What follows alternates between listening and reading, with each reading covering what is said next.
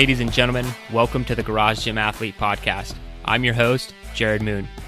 The Garage Gym Athlete Podcast is a result of my desire to build better humans, unequivocal coaches, and autonomous athletes.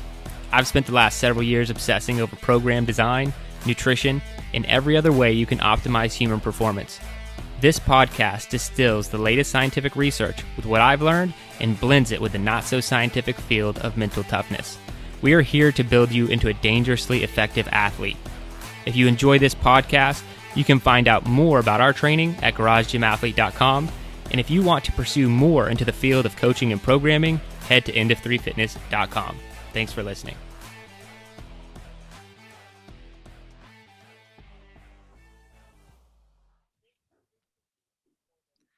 All right, ladies and gentlemen, welcome to the Garage Gym Athlete Podcast. Jerred Moon here with Joe Courtney. What's up, Joe?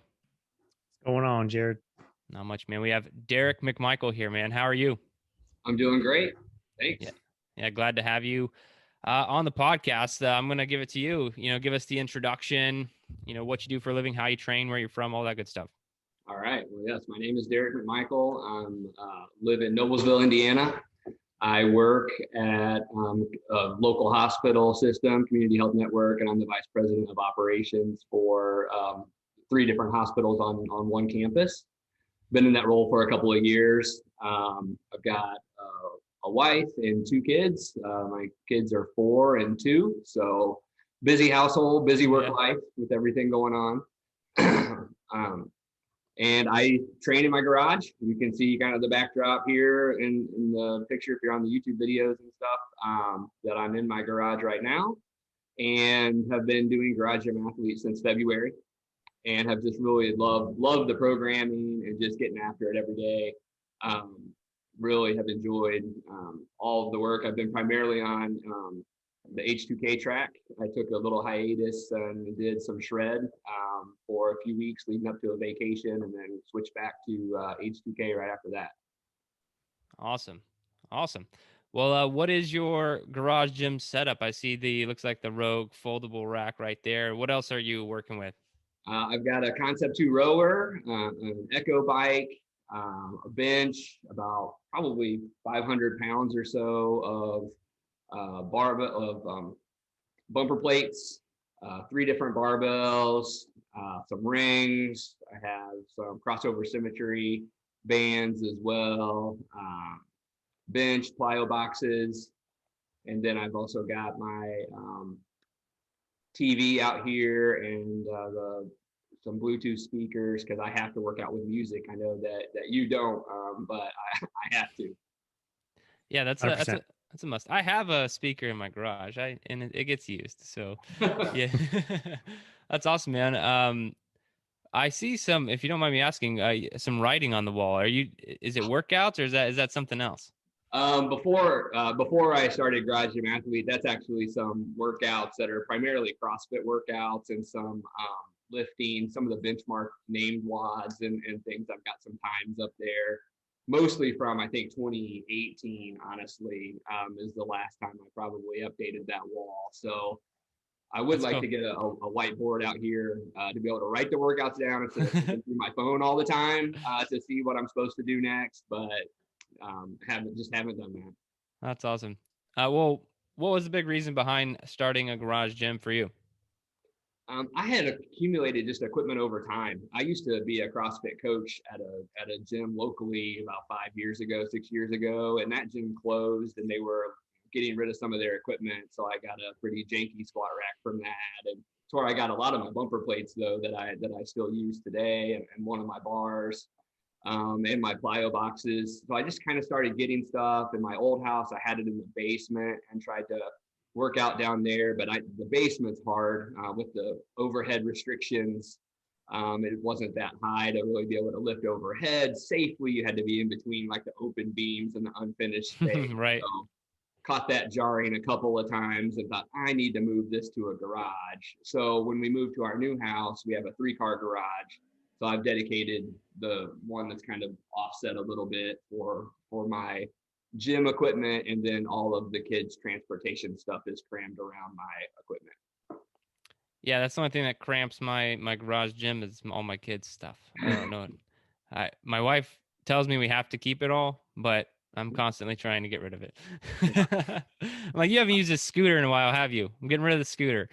I moved some stuff to the basement in the unfinished spot last week when I was off work and thought, yeah, this hasn't been used in a long time. I won't throw it away yet, but I'm going to get it on my site. Yeah, just see if they notice it. Like hide it for a while. If no one ever says anything, then you're probably cleared to throw it away. That's Not once have they asked for any of that stuff. Well, have you run into any struggles as a garage gym athlete?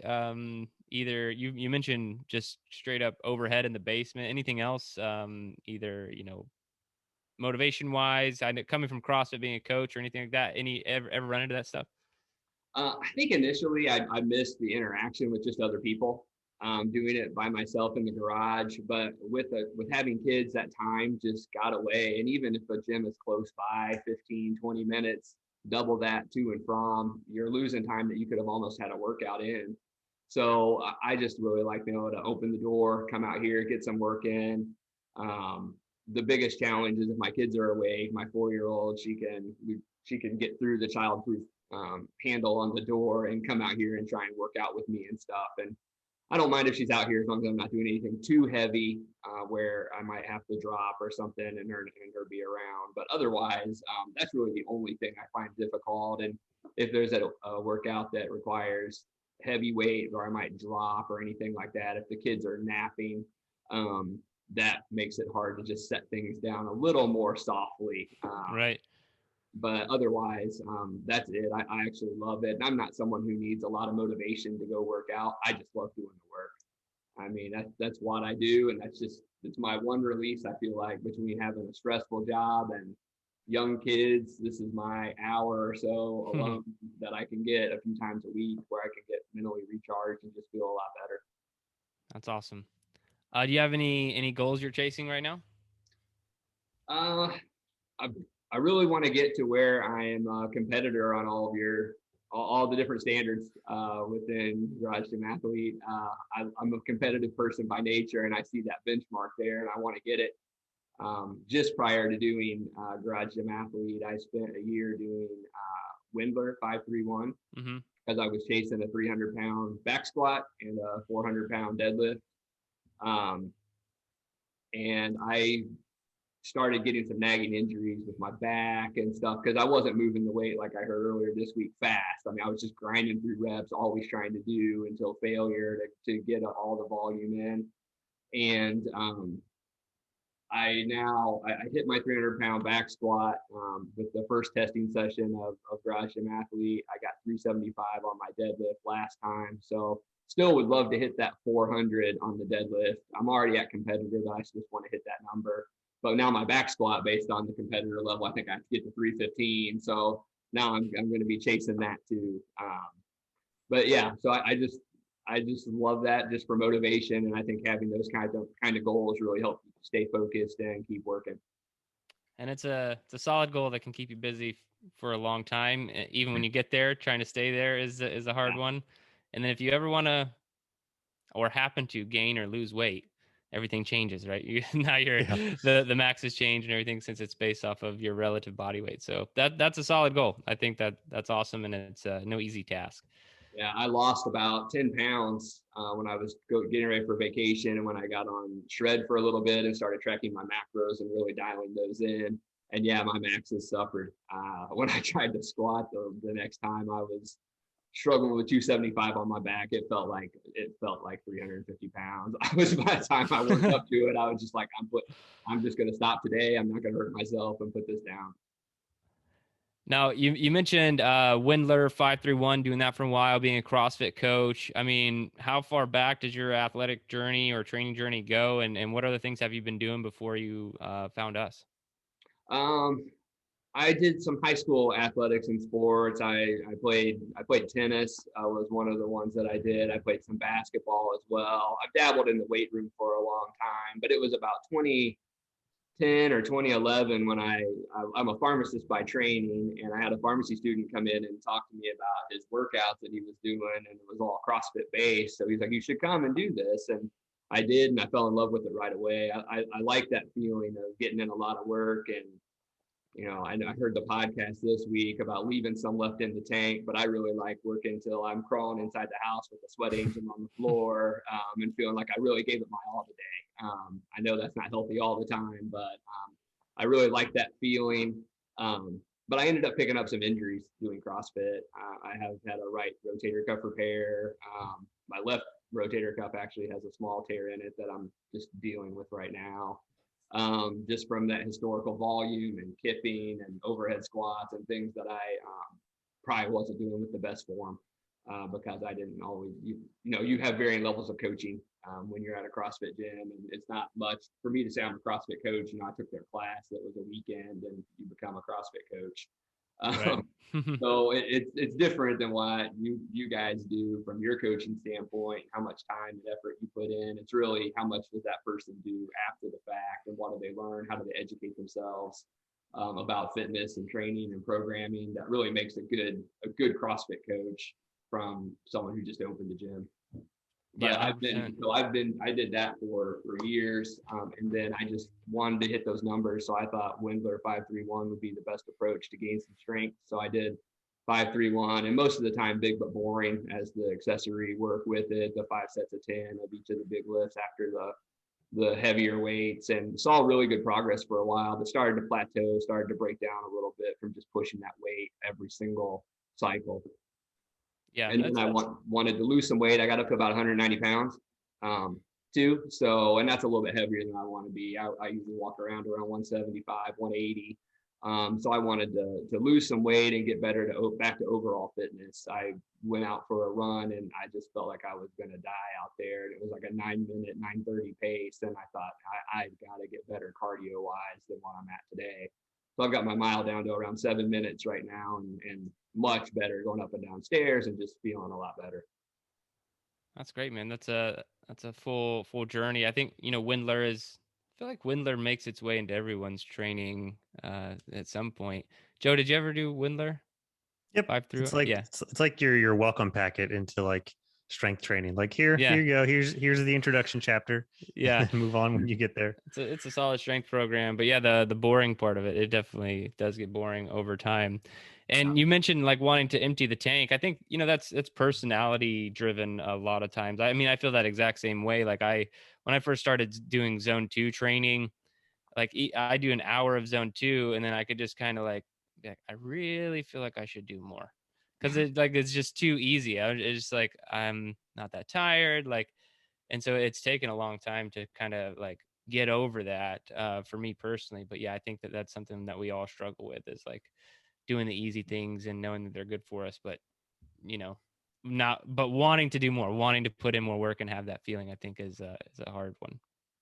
I do welcome a zone 2 training day though. I'm okay with zone 2. I used to think I just hated running, but honestly, I just hate fast running. Zone 2, I don't mind at all going out there for an hour in the morning with the sunrise coming up and just running through at a nice slow pace. It's nice and refreshing, honestly. Yeah, and that's, I mean, to be honest, that's why a lot of people hate running. They're trying to go too fast for too long, and that's why people get it. Like people who are who don't like running from like a muscular standpoint, they're afraid they're going to lose muscle or whatever. It's because they're running in zone 4 for an hour when they do run, and they might actually lose some muscle. But when you're in zone 2, that's fairly protected and stuff, and yeah, very very easy on us. So I'm a big fan as well these days. So how do you like training in your garage overall? Love it. It's so efficient. I have everything that I need. And like I mentioned before, I don't need anyone else to really push me to put in the work. I would love if there were some other garage gym athletes in the area that we could get together and do some workouts. But I think of all the Facebook posts, I've seen one other person from Indiana up in Fort Wayne, which is a couple hours away. But would love to grow that community here. So it gets pretty cold there. So do you have any heating elements for the winter? One of the first things I did after I started training in my garage was have the garage finished and insulated. That makes a huge difference in the winter.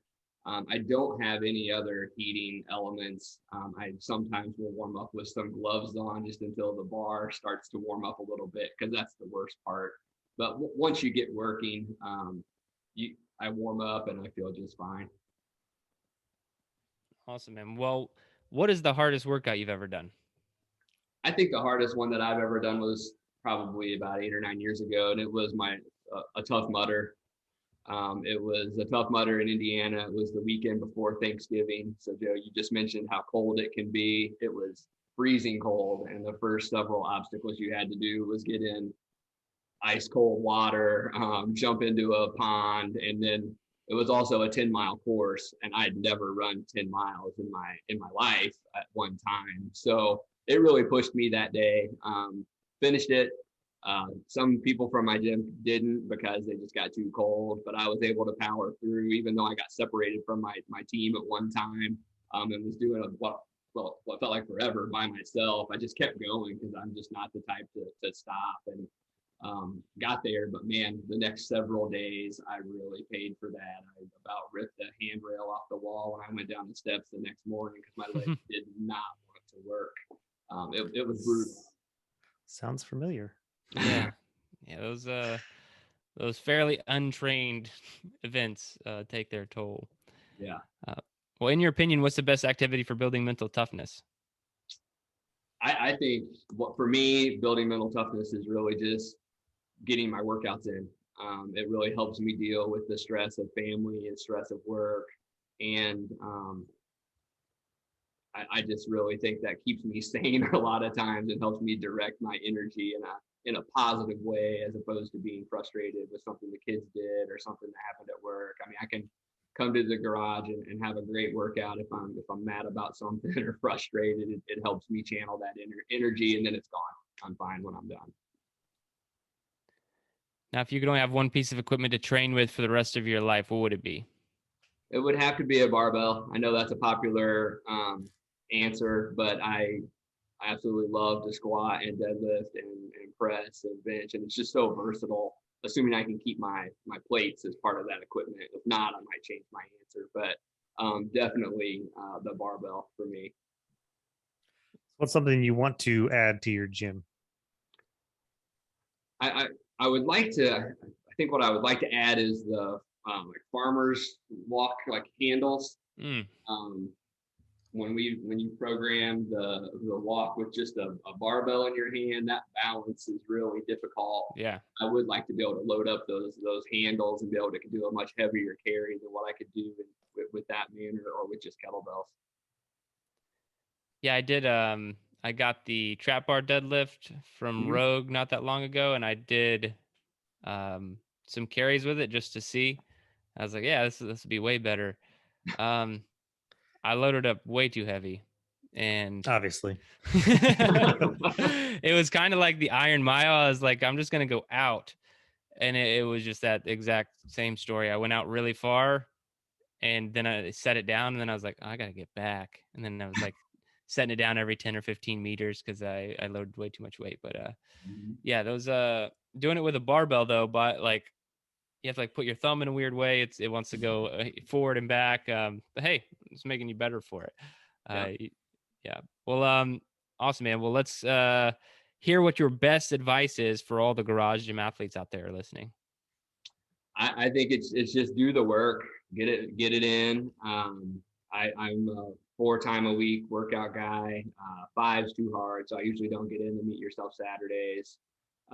Just with family and work, it makes it hard. But just pick how much you want to get done, what days per week, and just really knock it out. You got to get started. I think that's the most important thing, is just start and keep going. And as you get more time, add more. If you start to lose time, cut back, but be smart about what you cut back on, and make sure you get in the main work for the day.